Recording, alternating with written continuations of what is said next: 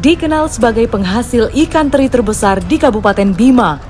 Setiap hari, Desa Karampi menyuplai pasar-pasar di wilayah sekitarnya. Di daratan, lahan pertanian Karampi menjadi salah satu sentra produksi cabai terbesar di Nusa Tenggara Barat, dengan panen yang berlangsung hampir sepanjang tahun. Tetapi meski produksi terus berjalan dan hasil terus keluar dari desa, Karampi juga menghadapi ironi tersembunyi. Akses masih terbatas, kesejahteraan belum merata.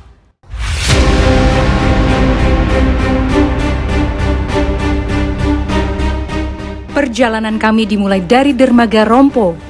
Pelabuhan kecil di kawasan Kecamatan Langgudu inilah yang menjadi akses paling efektif menuju Desa Karampi. Pasalnya, memilih jalur darat artinya kami harus memakai mobil khusus dan juga memakan waktu lebih lama.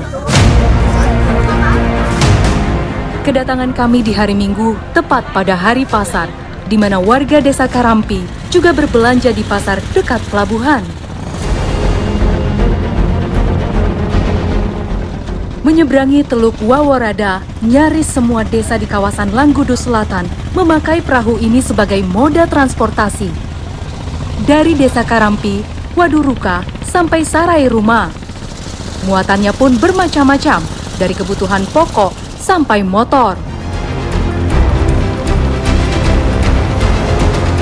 Dengan hanya sekali menyeberang setiap hari, kondisinya pun jauh dari ideal. Tidak ada tempat khusus bagi penumpang ataupun barang, alias semua ditumpuk di tempat yang sama. Perjalanan setidaknya ditempuh dalam waktu 1 jam dengan tiket seharga Rp20.000.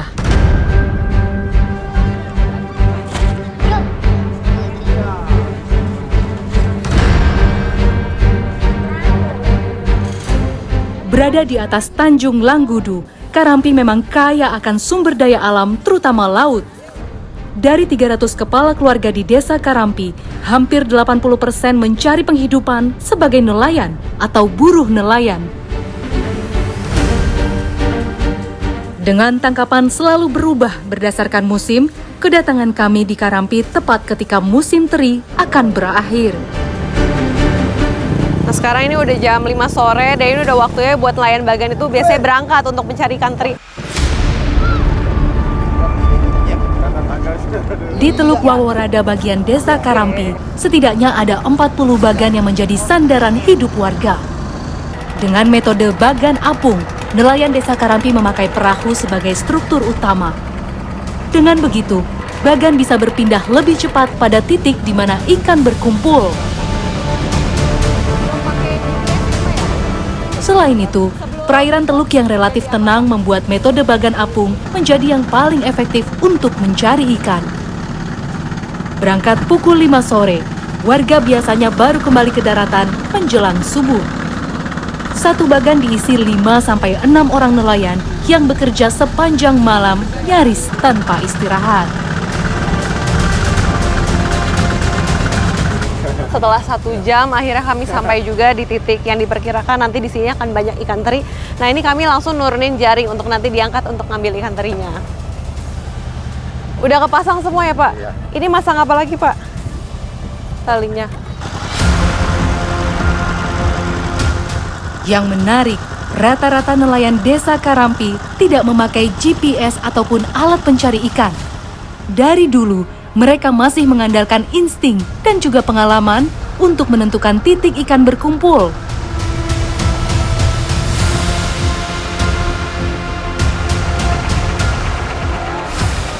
Dalam semalam, biasanya jaring akan ditebar dan ditarik sampai 3 kali. Nah, ini kita posisinya udah gelap-gelapan karena ini jaring yang tadi kita udah taruh itu udah kurang lebih 3 jam. Ini udah mulai terlihat ada tanda-tanda banyaknya ikan ngumpul. Nah, habis ini kita akan tarik dan semoga ikan terinya banyak kali ini.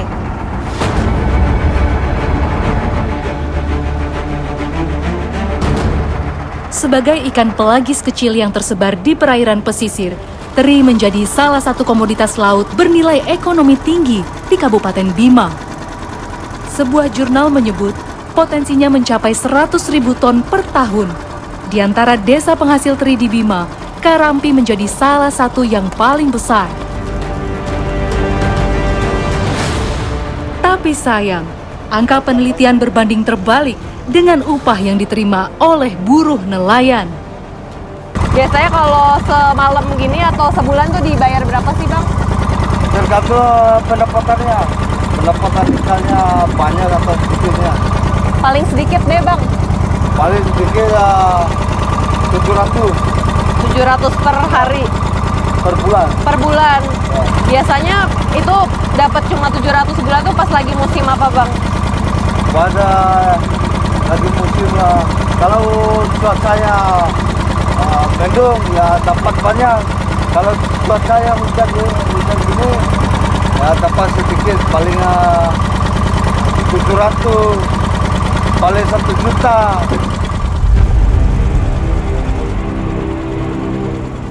Iya, jika dibanding dengan upah minimum Kabupaten Bima Rp2.700.000 sebulan, cuaca buruk membuat nelayan hanya bisa mendapat kurang dari setengahnya. Karena itulah, rata-rata buruh nelayan terjebak pada lingkaran hutang yang tak pernah selesai karena terjebak pada pola yang sama. Cara memenuhi kebutuhannya gimana kalau cuma dapat 700 sebulan upahnya? Kalau dapat segitu ya pusing kepala. Biasanya suka ngutang gitu nggak Bang? Ya suka ngutang. Ngutangnya sama siapa Bang? Ke orang yang punya bagan.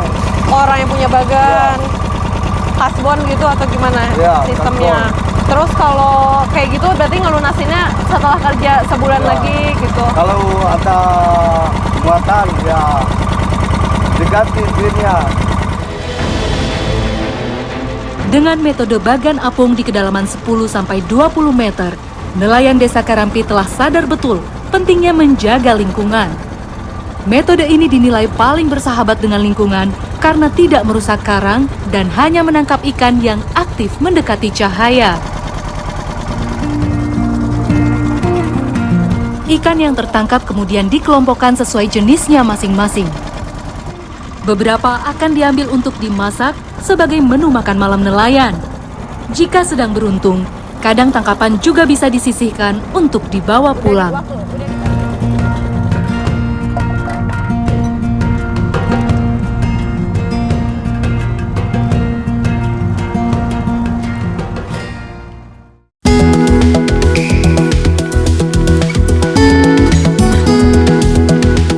Keesokan harinya, ikan teri hasil tangkapan nelayan harus langsung dijual untuk diolah di tempat penjemuran teri.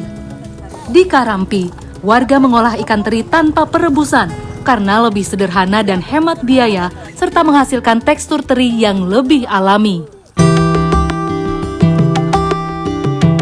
Teri sebelumnya dicuci dengan air laut sampai bersih untuk kemudian dijemur di bawah sinar matahari langsung. Penjemuran bisa memakan waktu 1-2 hari tergantung cuaca. Kalau ini Bu, ikan sebanyak ini lagi sedikit atau banyak sih Bu? Ini sedikit hari Sedikit. Kenapa Bu dari nelayannya dapatnya dikit? ini. Iya, tergantung hasil nelayan. Kalau banyak ya banyak kita jemur. Ini lumayan sedikit hari ini. Kalau kemarin-kemarin Bu? Kemarin-kemarin banyak, ini penuh semua di sini. Oh, berarti hari ini aja lagi Iya, hari sedikit. ini aja lagi sedikit. Karena anginnya terlalu kencang mungkin tadi malam itu. Kalau angin tuh ngaruh juga Ibu ke hasil Iya, ikannya. Kalau gelombangnya besar nggak bisa melaut. Berarti pernah Bu, berapa hari gitu nggak ada yang laut, jadi nggak ada yang jemur ikan? Pernah 2-3 hari. 2-3 hari. Kalau udah masuk musim hujan itu memang anginnya agak kencang. Gelombangnya juga besar dia. Terus kalau lagi musim hujan gitu, berarti nggak ada kegiatan ngejemur ikan gini Bu? Tetap ada. Tetap ada.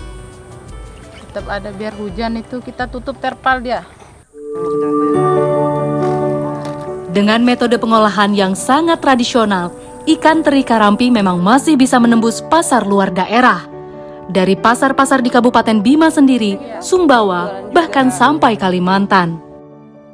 Sayangnya ketika musim hujan datang, teri terkadang dijual basah atau dengan kualitas sedang yang berpengaruh pada harga jualnya. Ibu Ibu ini kan ikannya lagi sedikit, berarti mungkin kerjanya nggak nyampe siang gitu. Itu Ibu bayarannya beda nggak sih Bu? Beda. Kalau setengah hari itu 35 kalau bayarannya. Kalau sehari ya 70. Ini kan ikannya sedikit, jadi setengah hari. Ya kita gaji 35 kalau setengah hari. Biasanya ada rentang waktunya nggak Bu? Berapa bulan gitu dapat gaji cuma setengah hari kerjanya? Enggak sih, kita gaji per hari. Per hari ya? Iya, soalnya kan ibu-ibu butuhnya belanjanya tiap hari. Jadi kita tiap hari selesai kerja bayar gitu. Biasanya, teri kualitas bagus bisa mencapai 50–60 ribu rupiah per kilogram. Ukurannya seragam, kering sempurna dan punya daya simpan lebih lama. Jika sudah mencapai pasar di Bima atau daerah lain, teri karampi bahkan dihargai setidaknya 80–90 ribu rupiah.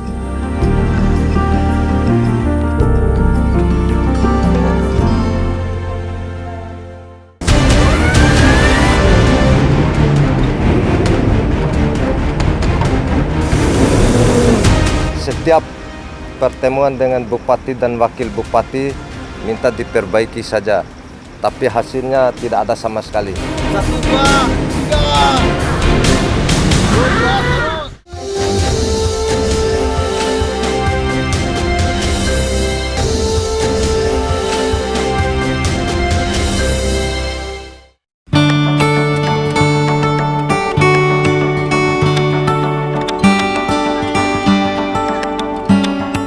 Dengan kawasan perbukitan yang tak terlalu tinggi, warga desa Karampi juga mampu memanfaatkan lahan kering di desanya untuk budidaya cabai. Lahan kering dengan suhu yang hangat membuat cabai relatif tumbuh cepat di Karampi. Bersama desa Kawuwu di Kecamatan Langgudu, desa Karampi menjadi salah satu pemasok cabai terbesar di seluruh Nusa Tenggara Barat dengan hasil mencapai 2 ton setiap hari. Di Desa Karampi ini dari bulan Agustus kemarin sudah musim panen cabai. Namun di pertama musim panen itu selama 1 bulan lebih harga itu jatuh hanya 8.000 per kilogram. Ya, harga cabai yang naik turun juga berpengaruh besar pada ongkos buruh petik. Setiap kali panen, buruh petik dibayar dari 70–100 ribu rupiah tergantung harga pasar cabai. Dalam sebulan, cabai bisa dipanen 2 kali, yang artinya buruh hanya bisa mendapatkan 200 ribu rupiah setiap bulannya. Tetapi meski kenyataannya harga cabai di Pulau Jawa dan kota besar naik jelang pergantian tahun, upah yang diterima buruh petik tak berubah. Itu cukup nggak sih Bu buat kebutuhan sehari-hari gitu, buat Kalau dibilang makan? cukup, ya nggak cukup sih kalau dibilang. Ya dicukupin aja. Semoga harga cabenya lebih naik lagi harganya, karena gimana pun kita di sini mengharapkan, bukan saya sendiri sih, tapi semua orang lah yang tanam cabai ini mengharapkan harga cabai itu lebih naik lagi. Minimnya upah buruh petik juga tak bisa disalahkan langsung kepada pemilik kebun. Pasalnya, semua cabai harus dikirim lewat jalur laut dengan biaya yang tidak sedikit. Jika harus dibandingkan dengan biaya pupuk dan lainnya, maka yang paling bisa diminimalisir tentu ongkos buruh.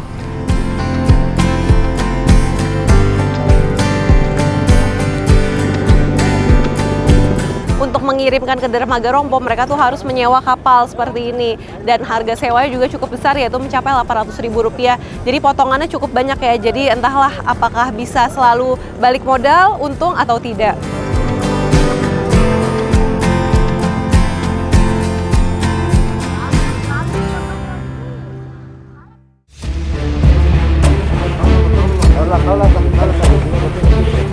Di tahun 2008, pemerintah membuka akses jalan darat menuju Desa Karampi. Namun pembukaan akses tidak diikuti dengan pembangunan, sehingga kondisi jalanan sekarang masih rusak. Sejak tahun 2021, masyarakat memperbaiki akses secara swadaya, yakni dengan menimbun beberapa ruas jalan agar bisa dilalui. Tapi, upaya itu masih terbatas karena masalah anggaran.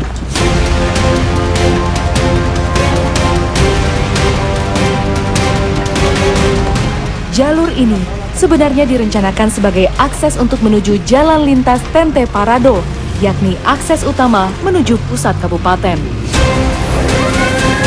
Tapi belum genap 1 jam berjalan, mobil kami terjebak di lumpur.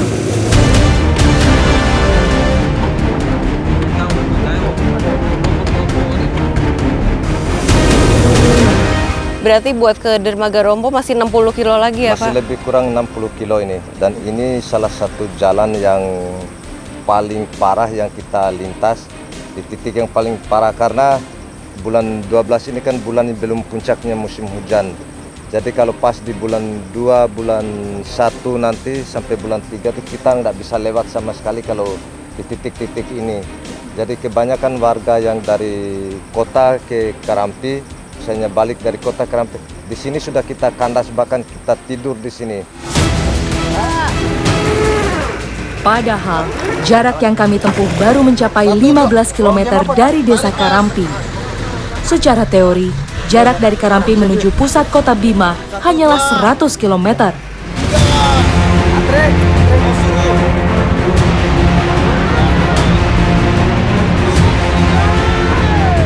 Dalam perjalanan normal, jarak itu harusnya bisa ditempuh hanya 2 jam saja. Pernah nggak Pak minta bantuan atau melapor gitu mungkin ke tingkat kabupaten atau apa gitu Pak? Bukan pernah, bukan lagi kita minta, atau bukan lagi pernah. Sudah sering setiap tahun, bahkan setiap pertemuan dengan bupati dan wakil bupati, hanya topiknya cuman kita minta, tidak minta lebih, minta diperbaiki saja dengan melalui sertu pakai batu alam ini atau batu kali.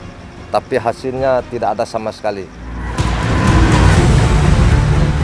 Kami memutuskan untuk kembali ke desa Karampi. Dan yang mengejutkan, kami menemukan genangan air laut yang sudah naik ke permukaan di jalan yang kami lalui sebelumnya. Pak, ini airnya biasanya naik sampai segini Pak? Ya. Airnya ini kalau pas dia musim pasang, ketinggian bisa melebihi daripada 1,5 meter ini. Dan ini salah satu jalan yang menuju Karampi ini, kali yang paling terbesar ini.